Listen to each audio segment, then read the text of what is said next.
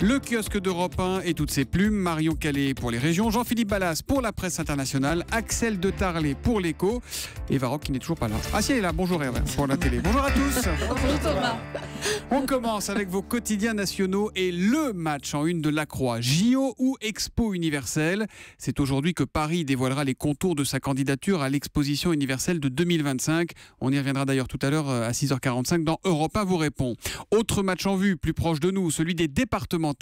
Le PS craint une défaite historique, titre Le Figaro, qui nous dit que les socialistes redoutent de perdre une quarantaine de départements. Politique encore avec Alain Juppé qui fait la une de l'Obs sous ce titre. Mais qu'est-ce qu'ils lui trouvent tous? L'hebdomadaire qui veut comprendre comment lui, qui était détesté il y a 20 ans, est aujourd'hui devenu l'homme politique le plus populaire de France. Enquête intéressante sur ses relais, ses réseaux et sa stratégie pour arriver à pousser les portes de l'Élysée en 2017. Vos journaux s'inquiètent pour les policiers et les militaires ce matin, mobilisés pour le plan Vigipirate. Ils sont à bout de force, titre 20 minutes. Ces Vigipirates sans relâche à la une de Direct Matin. Ils reviennent également largement sur l'identification des auteurs présumés de l'attentat de la rue des Rosiers. Une traque de 30 ans, titre Libération.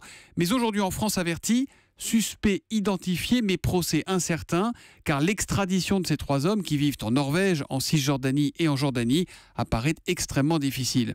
Et puis toujours dans l'IB, je vous recommande Le Grand Angle passionnant consacré aux djihadistes. C'est titré « Vous avez un message ». On y apprend comment des chercheurs du King's College de Londres communiquent quotidiennement avec les combattants partis en Syrie ou en Irak. Ça donne souvent des conversations parfois totalement surréalistes, mais ça permet de recueillir des informations sur chacun d'entre eux. À la une des régions, Marion Calais, quelles sont les unes les plus marquantes du jour ce matin dans la presse régionale? Il y a une vraie inquiétude pour la filière nucléaire à la une de vos quotidiens régionaux. Areva, quel avenir, se demande ainsi la Nouvelle République. Une question également en première page de Vaucluse Matin, les facs en danger. Point d'interrogation. En tout cas, les universités tirent la sonnette d'alarme. Selon elles, il manque au moins 100 millions d'euros pour 2015. Un titre étonnant également à la une de l'Indépendant. Des laïcs à la place des prêtres à Carcassonne. Ils ont été formés pour célébrer les obsèques alors que les curés sont de moins en moins nombreux. Ils auront pour objectif de mieux accompagner les familles des défunts. C'est un panneau, Marion, un panneau qui vous a le plus intrigué ce matin, un panneau qui fait la une du quotidien bourguignon, Le Bien Public. Oui, alors on a là une photo d'un village avec une voiture que la vitesse rend floue et ce panneau effectivement au premier plan et on y lit « Il reste encore des enfants à écraser, vous pouvez accélérer ». C'est pas un tag, hein, c'est pas un tag, c'est un vrai panneau, un panneau installé à la fin de l'année dernière qui fait évidemment beaucoup parler depuis à Bretenière. On est là à 5 km de Dijon. Ça nous choque, disent des riverains. C'est déplacé, c'est inapproprié, disent des mamans. Mais certains comprennent l'intérêt du second degré. Aujourd'hui, à l'heure des conseillers en communication, il faut des phrases choc, dit l'un des habitants. En tout cas, ce sont les élus qui ont voté l'installation de ce panneau dans cette rue principale, toute droite, où les ralentisseurs, le mini rond-point, la priorité à droite, la limitation à 30 km/h n'y ont jamais rien fait. Même le panneau « Attention à nos enfants » n'a jamais vraiment été efficace. Alors là, c'est sûr, celui-là, on le retient. Le maire concède dans Le Bien Public que c'est bien, il se félicite de cette installation sans vraiment préciser si elle a un réel effet sur la vitesse d'une éventuelle diminution de la vitesse des automobilistes dans son village. Voilà, il reste encore des enfants à écraser. Vous pouvez accélérer. C'est donc ce panneau qu'on lit au second, mais aussi au premier degré. C'est important. C'est donc la presse régionale du jour. On part à l'autre bout du monde avec Jean-Philippe Ballas à la une de la presse internationale. Direction le Honduras. Expédition au cœur de la forêt tropicale à la recherche d'une cité perdue, Jean-Philippe. Oui, la cité blanche ou cité du dieu singe. C'est un mythe pour tous les explorateurs, une histoire que les aventuriers se racontent depuis des centaines d'années sans jamais avoir réussi à trouver la route. Eh bien les amis, ça y est, le miracle a eu lieu. Une équipe américano-hondurienne a posé le pied sur ce site endormi depuis des siècles à l'abri de la végétation. J'ai trouvé cette histoire formidable dans Courrier International et surtout dans le National Geographic qui vous raconte comment le mystère a été enfin découvert. C'est vrai qu'on part sur la Lune aujourd'hui, on va partout.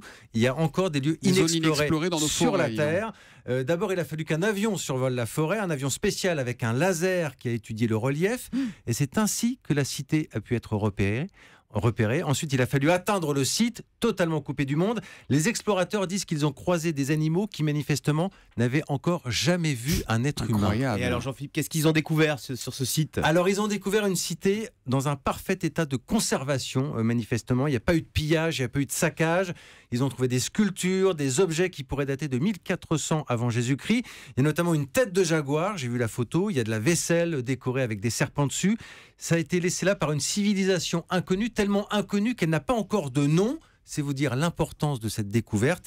Les chercheurs maintenant vont pouvoir s'en donner à cœur joie, sachant en tout cas que les coordonnées du site, sa localisation, demeure un secret d'État. Ça va devenir un hôtel avec un centre de loisirs, donc merci. Il faut absolument le laisser préserver, pas question d'attirer les brigands et les esprits malfaisants. On dirait une aventure de Tintin. C'est fou, c'est génial. Allez voir sur le site de National Geographic, il y a un texte formidable. Alors c'est en anglais, mais il y a des photos aussi. C'est Indiana Jones, Jean-Philippe Ballas ce matin. Yes. À la une de la presse Ecoba, Axel de Torle, lui aussi nous emmène en vacances. Allez, avec le baromètre des destinations touristiques préférées des Français à l'étranger. C'est à lire sur le site du Figaro ce matin. Voilà, alors d'abord quelques chiffres pour savoir de quoi on parle. Vous savez combien de Français partent en vacances à l'étranger? En fait, c'est très peu. On parle de démocratisation des voyages. Il n'y a que 10 à 15% des Français qui partent à l'étranger. C'est une illusion, donc la démocratisation des voyages. Vous avez près de 30% des Français qui ne partent pas en vacances. D'ailleurs, toujours pour des questions d'argent. Il y a des gens qui n'aiment pas les voyages, qui ont d'autres centres d'intérêt, etc., qui n'ont pas le mode d'emploi même pour partir. Voilà.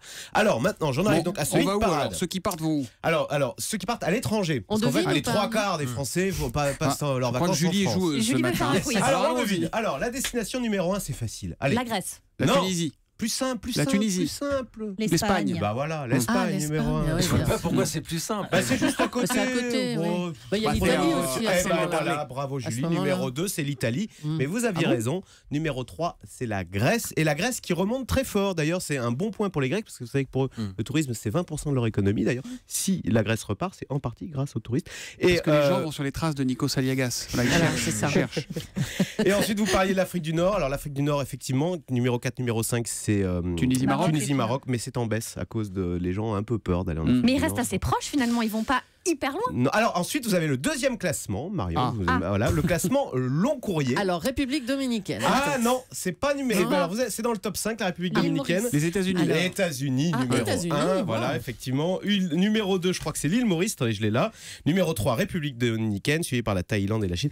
Partout, ça baisse. Alors, d'ailleurs, les États-Unis, ça va encore baisser. Enfin, ça risque de baisser parce que l'euro a énormément baissé. Donc, les vacances vont coûter plus cher.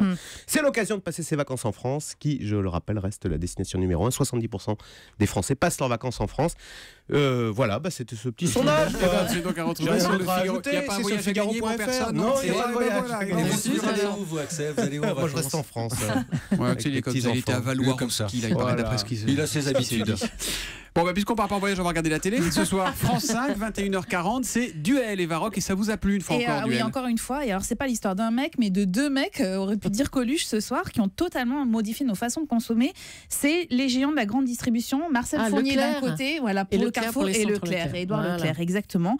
Et alors, dans les années 60, l'ouverture d'un hypermarché, ça reste un événement. Ça suscite à la fois l'engouement des ménages, mais aussi la curiosité des médias. Madame, vous regrettez pas les petits commerçants, l'ambiance de la boutique? Non, parce qu'il y a trop de monde dans les petits commerçants. Enfin, quand on se bouscule, on dit que là, on choisit, on touche, on voit. C'est mieux. J'achète ce qui me plaît, je vois, je compare, et puis malgré tout, je fais quand même des économies. C'est en 1963, c'était complètement neuf à l'époque. Et alors, ce qui est génial dans ce documentaire, c'est que ça raconte à la fois l'histoire de la consommation et de nos modes de consommation et le parcours des deux hommes qui avaient deux visions totalement différentes. D'un côté, vous avez donc Marcel Fournier, Monsieur Carrefour, qui lui, c'est le rêve américain, les grands hyper à l'extérieur de la ville où on arrivait en voiture. Et puis de l'autre côté, Édouard Leclerc qui lui parle de petits supermarchés en centre-ville pour essayer de faire un tissu local. Et pendant 50 ans, ils se sont vraiment affrontés. Alors entre coups de poker et stratégie commerciale évidemment, avec un soupçon de provocation parfois, comme quand Carrefour se lance dans le hard discount avec l'enseigne Europa Discount. C'est l'historien Yves Soulabaille qui le raconte. Carrefour est le premier des hard discount en France, on l'a oublié, au travers d'une enseigne qui se dénomme ED Europa Discount. ED, c'est un super pied de nez en réalité à Édouard Leclerc, puisque Carrefour est en train de faire des magasins de type Leclerc de manière absolument industrialisée. C'est en fait le concurrent de Carrefour pour faire Édouard Leclerc, d'accord. Exactement. Et alors, le documentaire est truffé de petites histoires comme ça.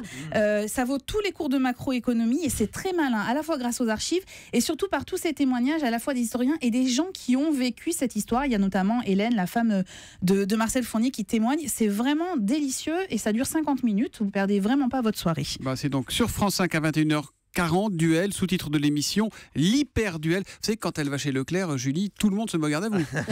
Julie Leclerc, hein. C'est de la famille ou pas? Non, pas du tout. C'est pas de la famille. On s'appelle cousin quand je pour rire. Allez, rideau sur le kiosque.